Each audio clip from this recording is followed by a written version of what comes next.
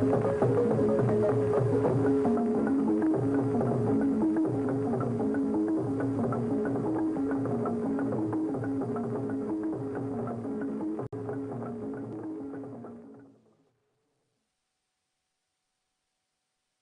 good afternoon, and welcome to News Hour on GBC News, your news and governance channel. We live on Ghana Television. We're also streaming live via Facebook at Ghana Broadcasting Corporation.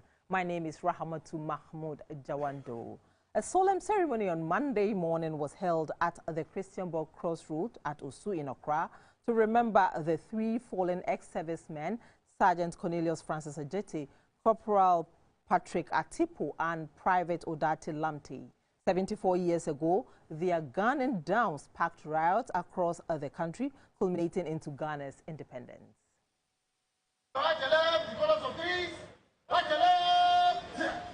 74 years ago, on Saturday, 28 February 1948, Ghana was rocked by riots following the killing of three Ghanaian World War II veterans, Sergeant Ajete, Corporal Atipo, and Private Odate Lamte. They were shot by British colonial police during a protest march in Accra.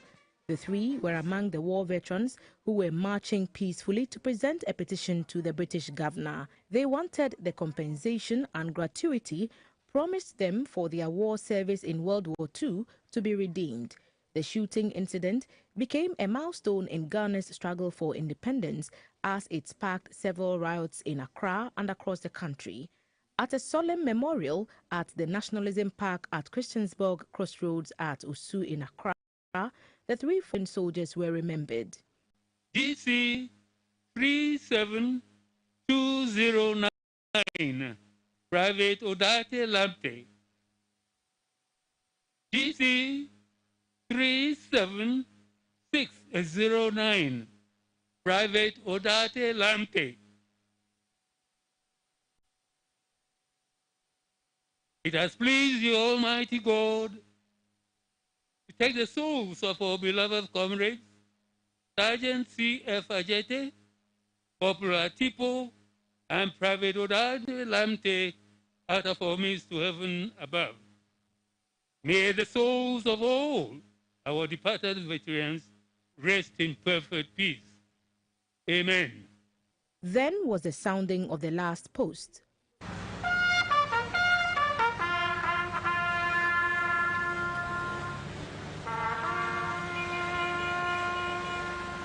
And to the reveille.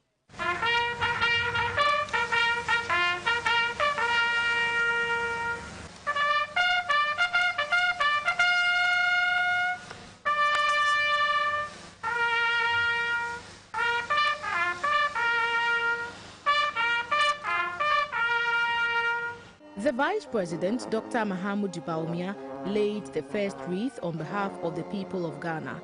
Next, the Chief of Defense Staff laid one for the security services, and the National Chair of the Veterans Association of Ghana laid a wreath on behalf of the veterans. The Gbese Manche laid one on behalf of traditional leaders, while the family of Sergeant Ajete laid a wreath on behalf of the fallen soldiers.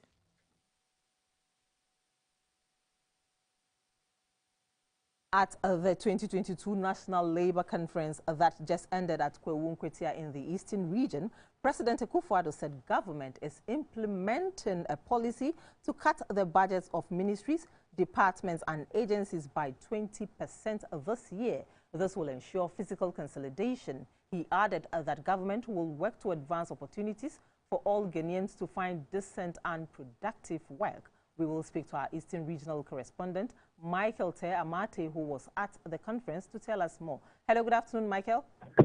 Hello, afternoon. Yeah, what else came up at the conference?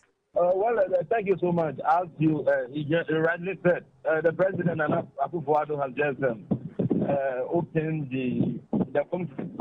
As I reported earlier in the morning, that it is tomorrow. Now, Akufo-Addo, as you said, this year government is planning to implement a program plus ministries and against the budget allocation by 10% to enable government to build a resilient economy.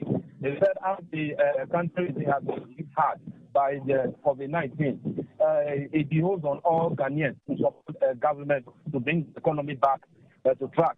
Now, government also talk of the yield levy. It is time for us to stop going to our sister country for assistance. And it's time for Ghana to look for its own money to manage its own affairs.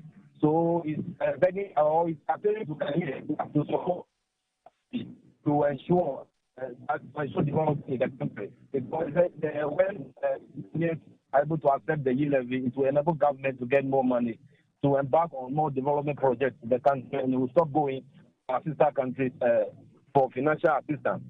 The president also touched on the youth tax strike, and he said that the government is doing everything possible to address their challenges. So he advised the members of youth tax to go back to the classroom as they continue with negotiation with government.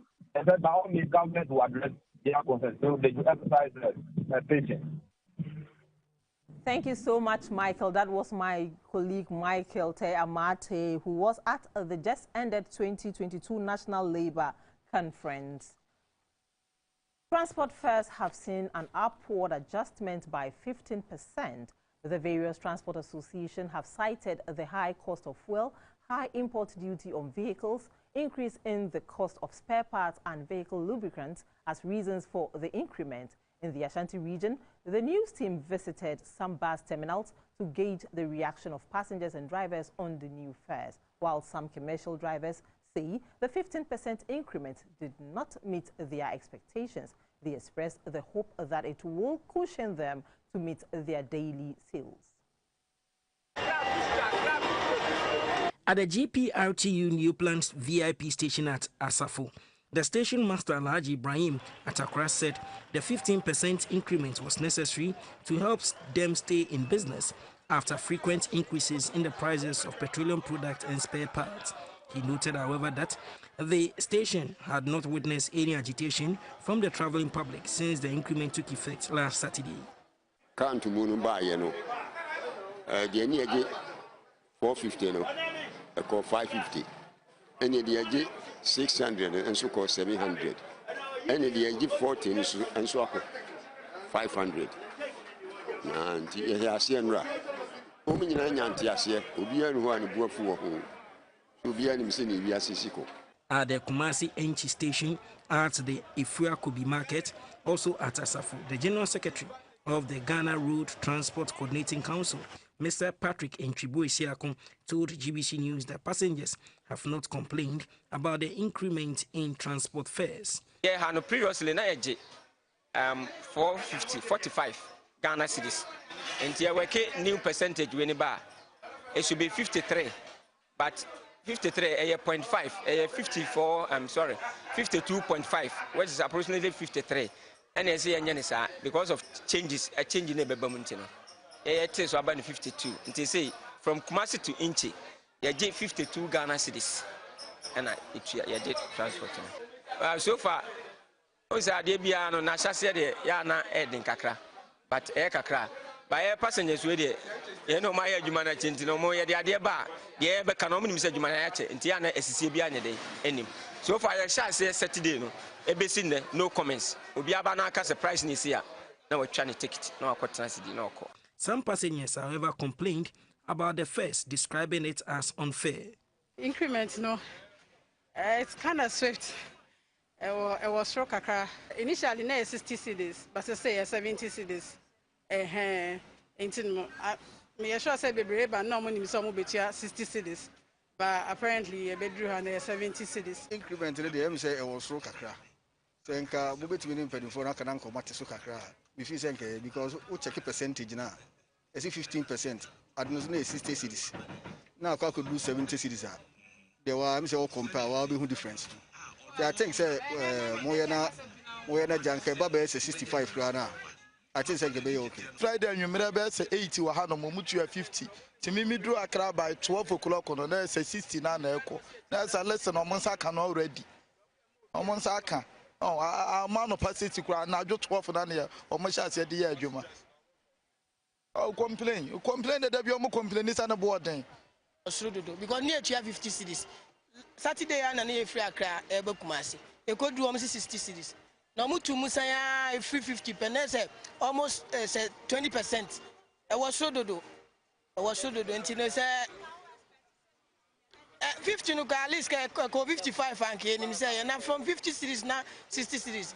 Is you ma Accra na you for is say you took a car Accra or you timi back Kumasi MFC say nti e kwedi aha na amabi ne boy dey do boy dey to increase too much and can be 50 can go be 55 every kwan o mo to ko patu tu mu se nko an na can just say about say ono mo nka no mo so ma from Accra man say ewu cause can too much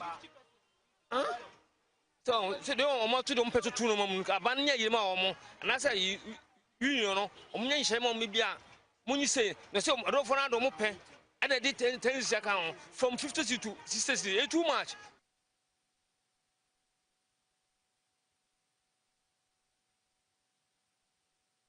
Meanwhile, drivers in the Upper West region are disappointed about the 15% increment in transport fares. They said the percentage is nothing to write home about and urge the government to reduce the taxes on petroleum products to prevent further demand for increase in transport fares. Swala Abdul Wahab has more. It has been 3 days since the transport operators increased transport fares by 15% across the country. A visit to the lorry station in Wa by GBC News reveals that both passengers and drivers are not happy with the percentage of increase. We used to buy fuel 150 from here to London, but now you have to buy almost 250. And then they added 15%. If you take the 15% to, if you calculate it, it's 3 cities. And then 3 cities to, it's not helping us. So if they added 30%, that one, it will be 6 cities. The driver has challenged. I want to set an example. Maybe when they load this car, 2,000 cities for you. You go to 2,000 cities, you go and buy the fuel, maybe 1,004. When these 2,000 cities they load you, the station can give the 2,000 to you. They'll deduct 10% from the 2,000 cities. They give you 1,008. This 1,000 you go and buy fuel, 1,006. How much left? It's not something that is encouraging. Just last Friday, and today is Monday. It has shown from 20 Ghana Street to 32. I don't know where we are even heading towards. Speaking to GBC News in Wa, the Senior Industrial Relations Officer of the GPRTU, Alhaji Nuhu Muhammad, says the drivers are justified in their demand for further increase because running a transportation does not depend solely on increase in fuel prices. I just mentioned the Guta thing at the harbor, and we are anticipating that there will be fuel increment. That is the remote circulation, that there will be increment of fuel because of Russia and Ukraine issue. So we have just increased a lot of fares, and there will be frequent increment of fuel. And if that thing happens, it means we have done nothing, we have achieved nothing. The drivers have reiterated their call on the government to remove taxes that push up the prices of fuel in the country. This, in their view, will help bring down the cost of fuel, which consists of the biggest components in the running of their businesses. For GBC News, Swala Abdul Wahab. Wow. The University of Ghana was expected to resume lectures today, Monday, February 28, 2022. However, contrary to expectation, the lecturers have not resumed. There was no show when GBC News visited the campus. The students were just loitering, hoping their lecturers will come back to work. We asked our office if the class was going to come on, but we were told that they had sent us a message as per the message from the registrar, and that they weren't so sure if the lecturers were coming. They had done their part by opening the auditorium for us to come and sit in class. So they couldn't give us any definite answer, but we should hang around. There's no lecture even around. I've been in school for almost 2 months now, but I've not seen even a cow of a lecture before. the cost of lecture, and it's really hurting. Yes, because of the transportations and also some energy we put into this. Though UG keeps us busy all the time, but it's really worrying. It's really worrying. You come today, they'll give another story. The next day, we are on campus doing nothing on campus. I came here this morning hoping that lectures will start, but to my dismay, I found that lectures are not really starting. And it's kind of confusing here because once I went to the UGBS department, I saw some lectures in session, but other lecturers who are not really complying with the directive to come to class. So I don't know my left and right essentially. So it's really tough for me. For me, I was personally disappointed because looking at law school, for instance, we have students who are preparing for their Makola exam. We have students in level 400 in other private institutions who are done with their first semester. I learned Gimba, for instance, they are done with their first semester and they'll be coming to resume the second semester in a couple of weeks. So just opposing that with University of Ghana School of Law students who are yet to even start their first semester, I really wonder the way forward. And I'm just praying and hoping that the government comes in talk with the lecturers so that this whole strike is called off. We are just coping with the environment that they'll come back to teach us in class because you're feeling bad, you are spending much economically, financially. You are spending. We need to get what we are spending back as in a profit because we need to study. We've paid fees, so it shouldn't run at our loss. It should be on our side. Yeah, so we are in school, so we deserve the best, and we want lectures to start. Meanwhile, academic work at the Tamale campus of the University for Development Studies, UDS, has started in earnest following the suspension of the 6-week-old industrial action embarked on by the University Teachers Association of Ghana, UTAG. A visit to the campus today saw some lectures going on with students expressing excitement about the development. Correspondent Murtala Isa has more from Tamale. Some schools here at the Tamale campus have already started lectures. We were in the lecture hall a while ago to see the School of Medicine already taking some of their students to some lectures. As you can see, campus is busier. There's a hustle and bustle going on, students from all over the place, as you can see, walking up and down, and they have been telling us that they are happy to be back to school and appealing to government to help make sure this is permanent. Let's take a listen to some of these students. I'm so happy because we had an exam to write, and then because of the strike, we couldn't write it. So right now, we know that we'll finish what we started last year and then move on to something new. The government should listen to their demands and please, and then give them what they want. Happy about they've suspended the strike. I'm happy we can continue classes, and then we have an exam to write on Friday, so we can write it and we'll be free. Our minds will be okay. Being at home is something else. We are not able to learn at home. Even though we learn, but it's not that effective and all that stuff. So being in school is much better. When we went home, we couldn't learn, and we are back. And 4th is just on Friday. So we don't know actually if we will be able to write the exams or not. So when you are learning, you don't feel comfortable because anytime at all, the strike can be called on again. So actually, we are not okay. Even though we are just pretending to be okay, we are not really okay. We have also spoken to the Vice President of UTAG UDS Tamale Campus, Professor Mogri, and this is what he had to say. We run a trimester system, and when you look at it, we are still having 12 weeks. And our previous timetable, it was a similar 12 weeks. Because of COVID, the academic calendar has actually been turned upside down, and we're trying to see how we'll be able to move back to the September reopening and things like that. So the previous calendar already had the number of weeks actually reduced to 12 weeks, and it is still maintaining the same. It is still the same 12 weeks that we have. Across campus, expectations are very high We are told that a new academic calendar is out already. And so the expectations among students is very, very high. They are preparing themselves. Other departments, including the Department of Education, the Faculty of Education, are preparing to start lectures anytime from now. However, this has not prevented some lecturers on campus to whisper into our ears that if government does not listen to them, they may likely go for another strike. Mutala Isa for GBC News.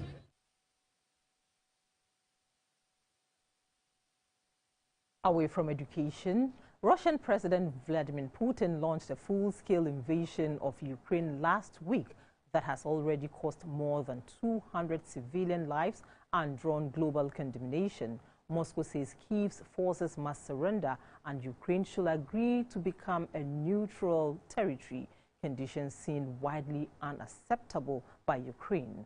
On GBC's flagship current affairs program, Talking Point, panelists called on the Russian government to respect humanitarian law and end the war.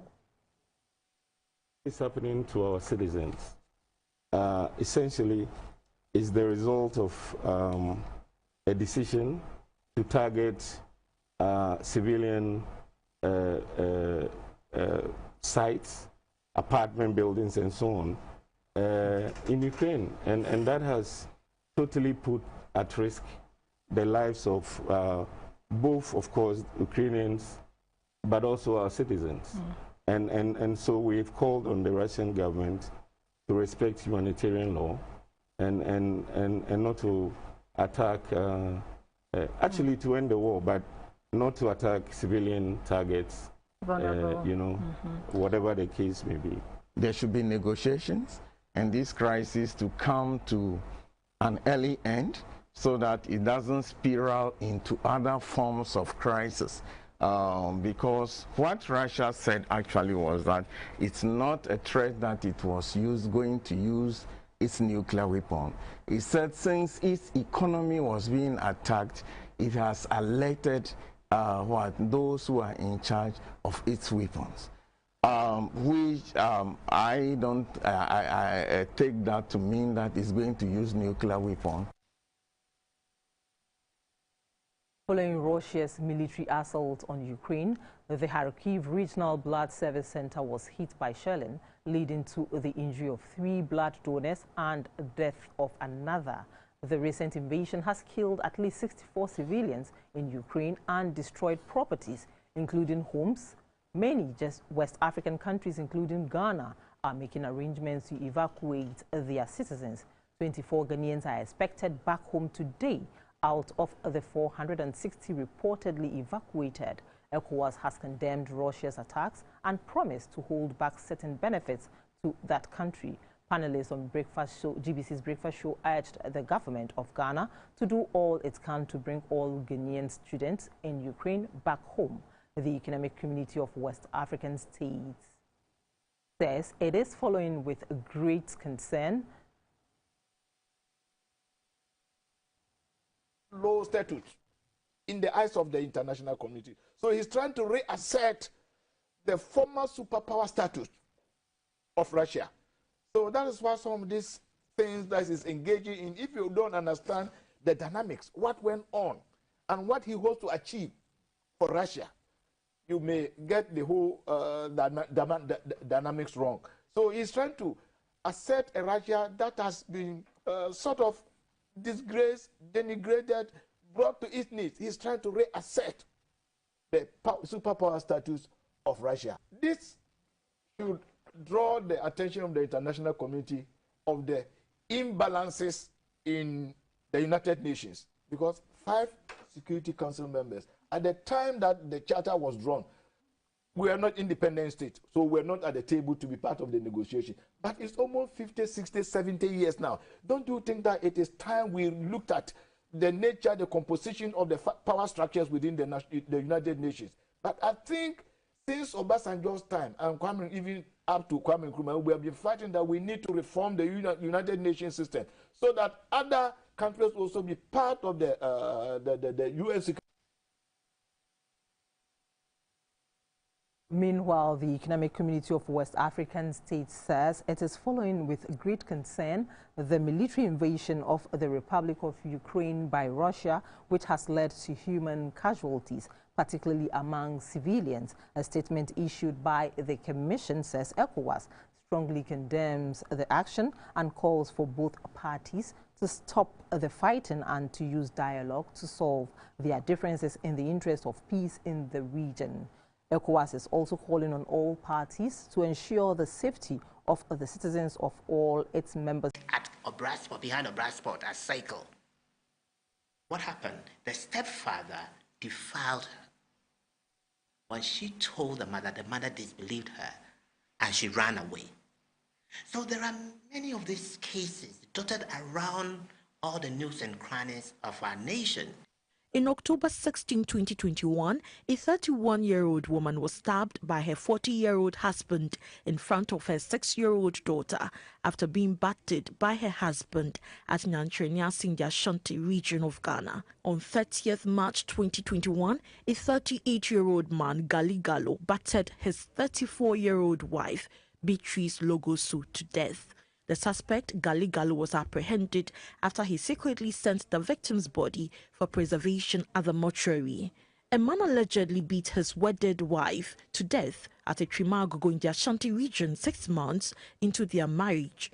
A 45-year-old painter, John Arthur, in August 28, 2021, was arrested by the police after he allegedly defiled a 6-year-old girl at Sotium in the Greater Accra region. And in December 2021, a 42-year-old woman was beaten to pulp by her husband at Mahiam Galilea, Kaswa, following a misunderstanding between the couple. These are among cases of gender-based violence that happened before family, friends and neighbors identified previous signs of physical abuse meted out by the husbands of the victims. Although victims of such crimes find it difficult to report to authorities, statistics available at the Accra Regional Office of the Domestic Violence and Victims Support Unit DOFSU show that reported cases of abuse keep increasing by day. Most of these cases go unreported. They don't get to the limelight. And even where they have gotten to the limelight, survivors and their families often get the raw end of the steak.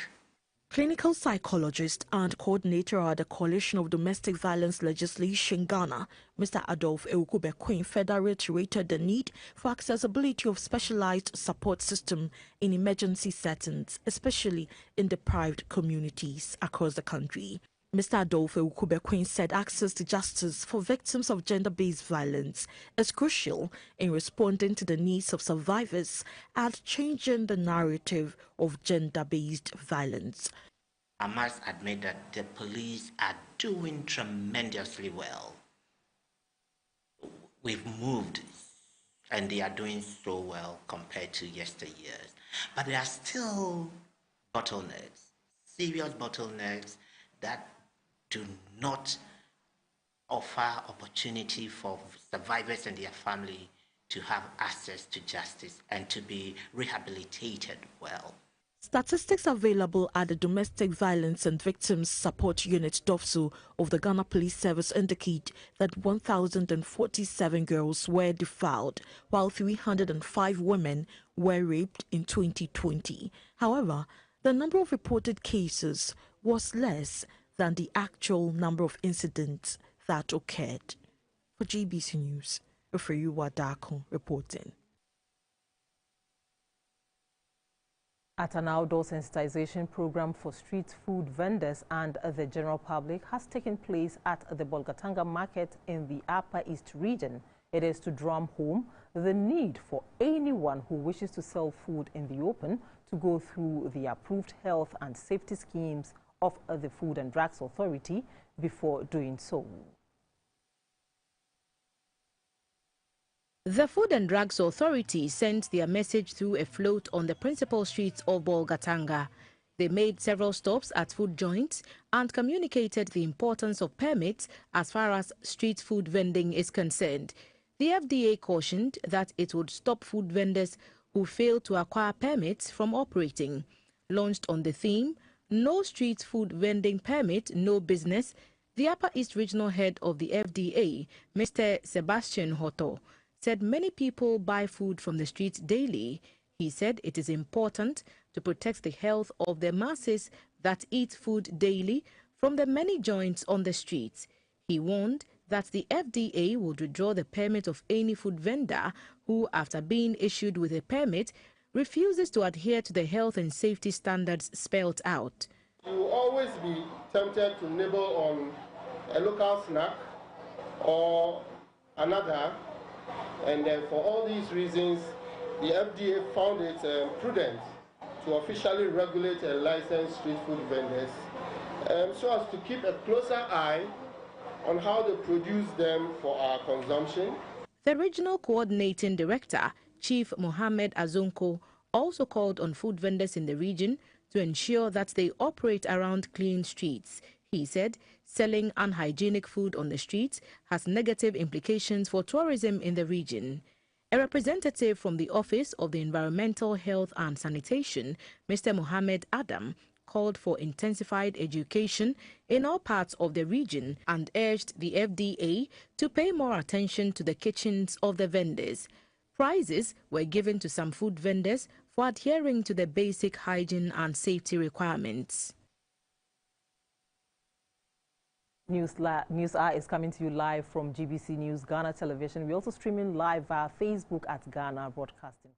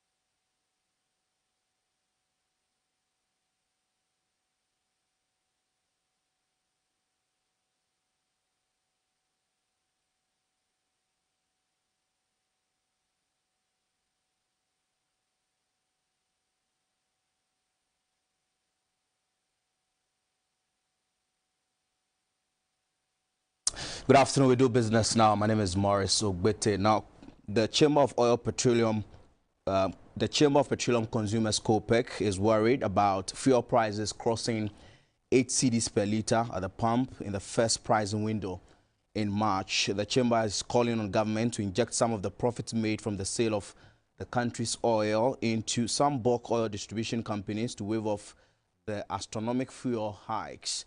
A barrel of crude oil, which was going for about $66 a year ago, is now selling at $78 at the start of 2022, jumped to $103.9 a barrel on Thursday, February 24, 2022, the highest level since 2014.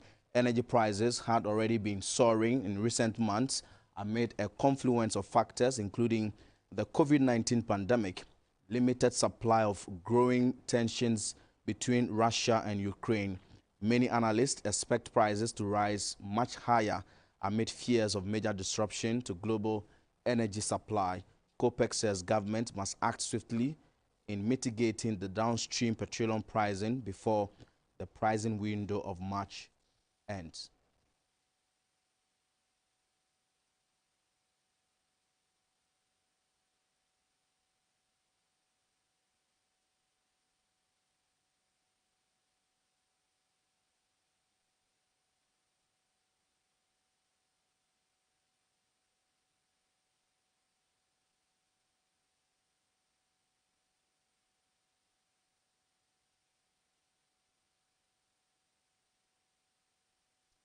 Also in business, Russia's invasion of Ukraine has compelled the EU and the UK to impose a ban on airlines from Russia in their airspace. In retaliation, Russia's biggest airline, Aeroflot, said it would cancel all flights to European destinations until further notice. The blanket closure of the EU and the UK airspace means airlines will spend more hours for their direct flights. On the line is managing editor of Aviation Ghana, Dominic Andor. He will tell us the impact of this particular closure on the aviation industry worldwide. Good afternoon to you, Dominic. Good afternoon. Right, and so this particular closure, does it have any effect on the global picture in terms of aviation? Okay, so two things. The first is the impact on the airlines. For instance, airlines traveling from Eastern Europe or from the East, Middle East, etc., going towards Europe and the Scandinavian countries, they now have to avoid the airspace of Ukraine and sometimes Moldova and surrounding countries, simply because they don't want to be mistaken for an enemy aircraft and be shut down. We remember very well that an aircraft was hit, a civilian aircraft was shot over the state of Ukraine some 2 years back. So to avoid that situation again, that's why the lines of how improve that particular ban in some European countries to do that. What it means for the airlines doing that is that they now fly longer, and then they have to use more fuel to fly a distance they would ordinarily have been using less fuel if they were flying directly over Ukraine. Right. So simply, it's just like going to Burkina Faso, flying from Ghana to Burkina Faso. Now, instead of flying directly to Burkina Faso, you now have to fly over Ivory Coast and do all this in Niger, and then go above Niger just to get into Mali or one of those things. That's what it means. Trying to avoid it with that particular thing. Longer hours, more fuel being burnt just to get to the destination. So for passengers, it means that it's passing a flight. Fortunately for us, there are a lot of airlines which fly to the other major countries like Poland, etc., where Ghanaians don't understand how to be evacuated. So the likes of Qatar, Ethiopia, and others also fly to those countries, and then they can easily fly to go down into Ghana and other countries in China and the world. Right. So you are saying that the travelers from Africa to the EU and the UK will not feel the effect of this closure of airspace, right? Unless they are flying directly to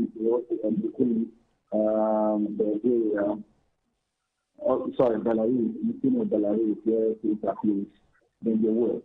But ordinarily, they are flying to neighboring countries like Poland, Romania, and the rest. They're still service.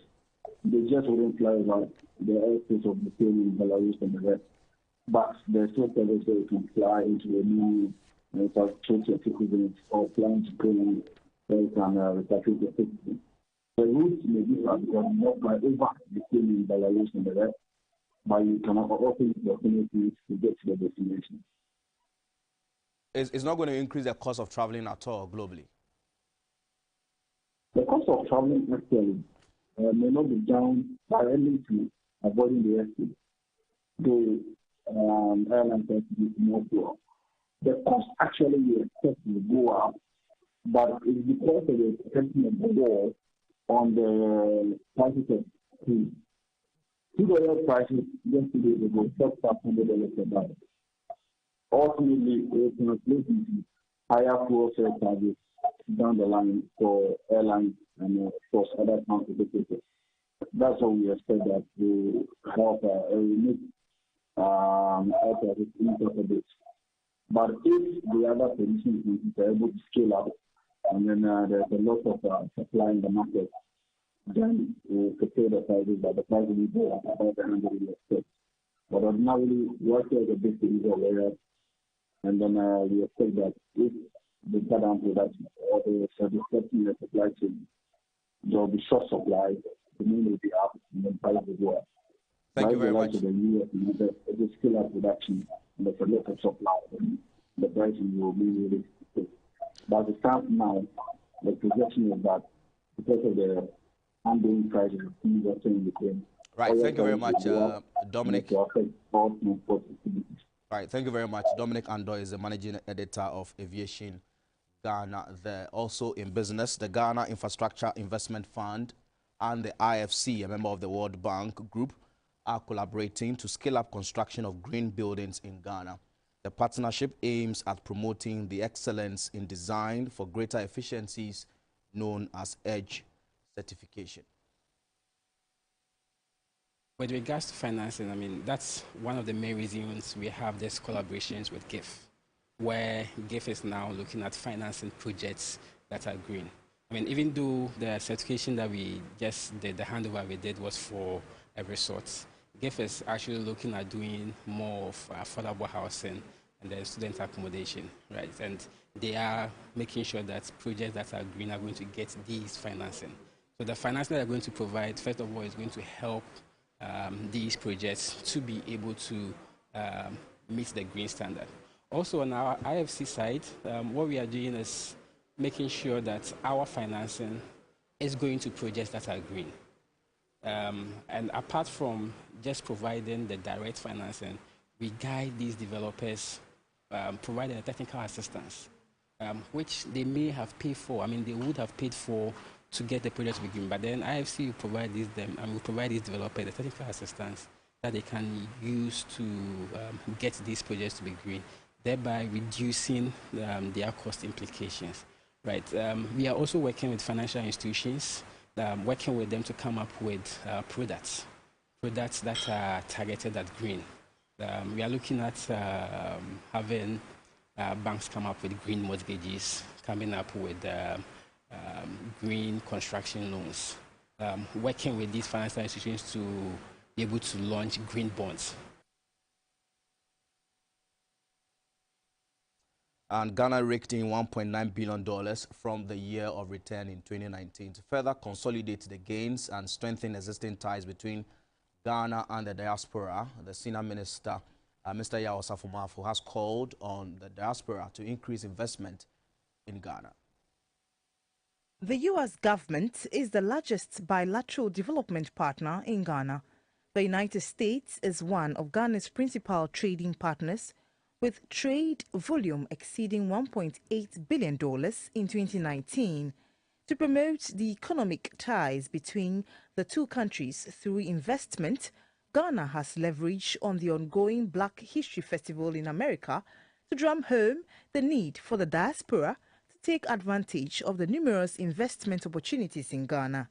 The Black History Festival, which is in close collaboration with the AU mission to the United States, highlighted Ghana's economic ties with the U.S. and the adverse impact of the COVID-19 pandemic on businesses. Addressing the delegation, the senior advisor to the President of Ghana, Yao Osafo-Maafo, mentioned that the U.S. is among Ghana's principal trading partner, with bilateral trade between the two countries reaching $1.8 billion in 2017, representing a 53.61% increase over the previous year and $1.8 billion in 2019. He disclosed that the two countries are proponents of the private sector being the driving force to transform economies, create jobs, and ultimately strengthen the bonds of friendship between the two countries. The delegation from Ghana also paid a courtesy call on Ghana's ambassador to the USA, Hajia Alima Mahama.